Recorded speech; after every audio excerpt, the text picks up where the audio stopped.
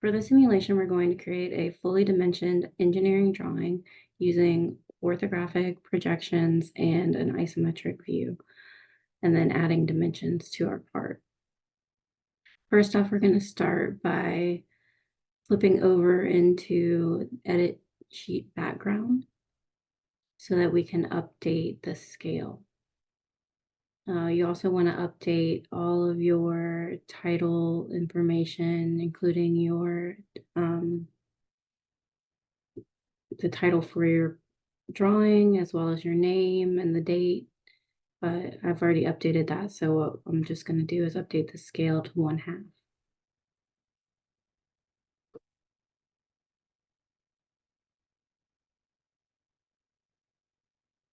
Then I'm going to go back over to Edit Working Views. And from here, I can actually set my drawing view. The first one I'm going to set is the front view. If you click on the drawing views icon at the top, the front view is the one that's blue with a yellow projection there.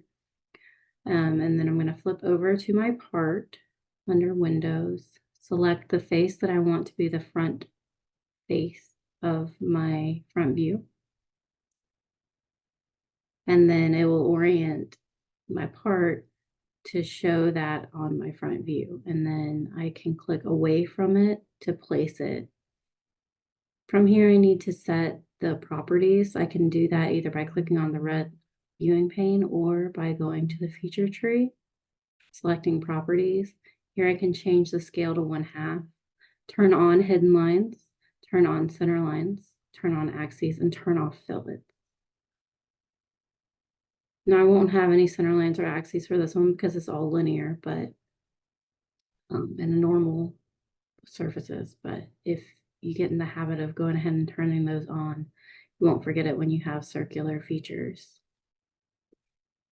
From here, I'm going to hide the label because I don't need a label on my standard views. I will on my specialty views, but not on my standard ones. So I'm going to hide that as well as my origin. You don't have to hide your origin, but it gets in my way. So unless I'm using it to set some dimensions off of, I generally will hide it. It will hide in your PDF when you create that, so you won't have your origin showing in the final drawing.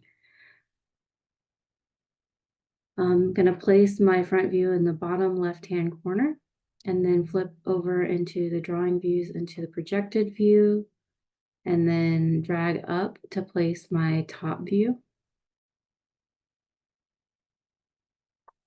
Select the projected views icon a second time to create my side view.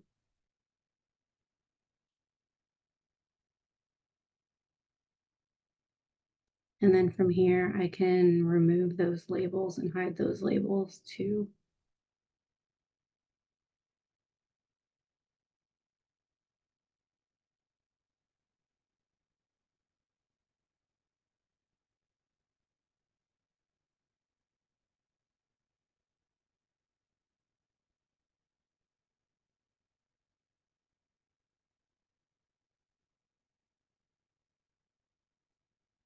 Next, I'm going to add my isometric view. Now for this one, when you go over into the window and flip over into your part, you will have to orient your part into isometric mode. It does not do that automatically, so make sure that it is oriented in the proper orientation. When you click on anywhere in the part, it will bring it over in that orientation and set that as your isometric view. Now for our isometric view, it is standard practice that it would be either a 1-to-1 scale with every other orthographic view. So in that case, it would be a 1-to-2 scale, or you can do it at half the scale. So that would be a 1-to-4 scale, whichever one fits better on your page. I'm going to use the 1-to-1. In other words, it's going to be a 1-to-2 scale to match with my other orthographic views. Here I'm going to hide that label again, because I don't need it on my standard views. And then from here, I'm going to go ahead and add my linear dimensions.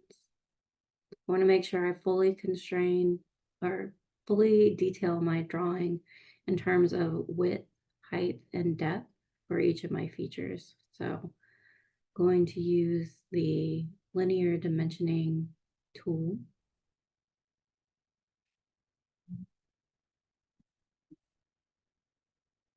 And create my first width dimension. Excuse me, depth dimension.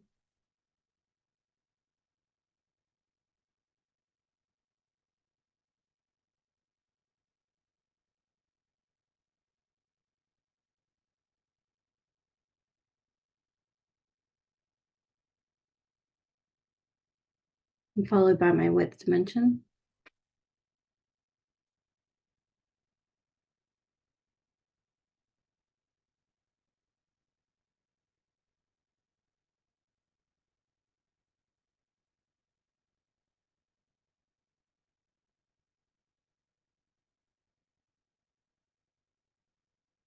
For each of my features, I'm going to do the width as well. There are some ways that you can show these, like if, for instance, since they're all symmetrical, I could say 3 times this width, or I can show each of them either way.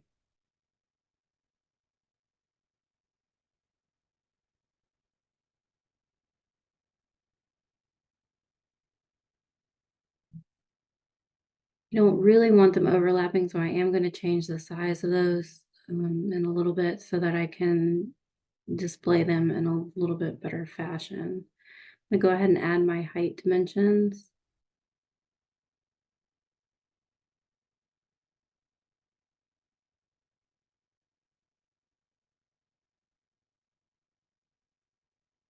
And then remember that we do not dimension the hidden line, so I'll need to add the height for the interior cutout on my front view,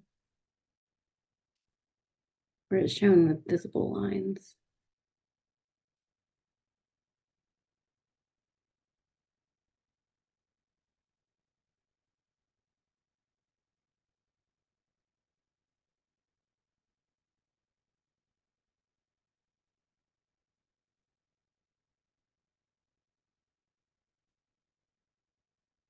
I'll also show the gap between or the width of the material between the holes, the pockets there, just to reiterate that those distances are the same.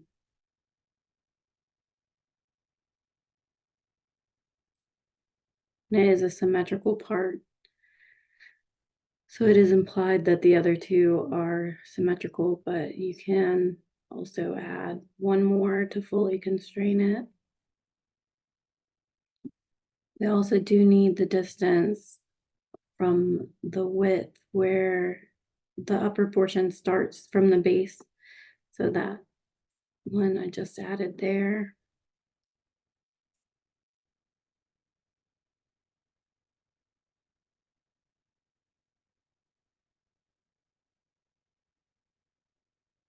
From here, I just need to reorganize these a little bit to make sure that I have enough space where things aren't overlapping each other.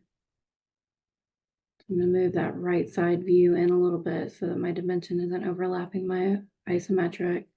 I'm going to select everything and change all of my dimensions to units of inches using the num.dinc as my standard ANSI formatting for inches, and then simply change my sizing there so that it fits a little bit better in the screen, and then reorganize my arrows so that they point out instead of going from the outside there.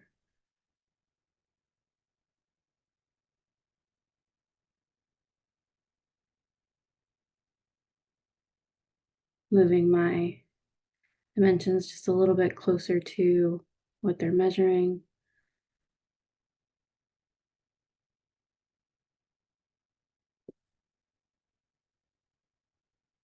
And that should finish out my dimensioning for this part. Let me double check. Width.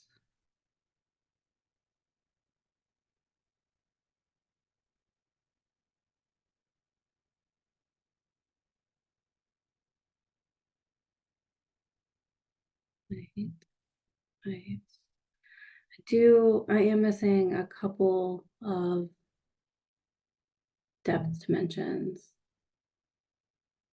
I'm gonna add that there, the distance between the two uprights and the distance from the side,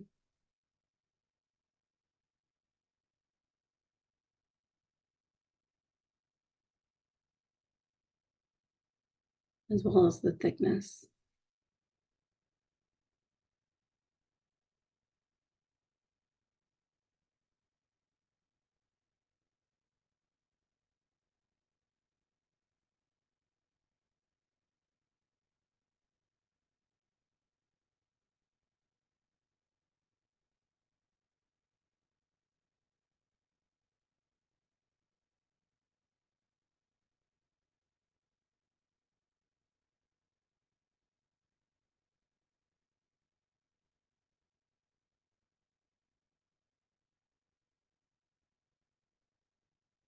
Don't forget that anytime you add additional dimensions, you do have to go through the process of reformatting those. So if I change the size, I need to change the size of these new ones to match. And then also update my formatting for the dimensions in inches. And that should complete the dimensions for this part.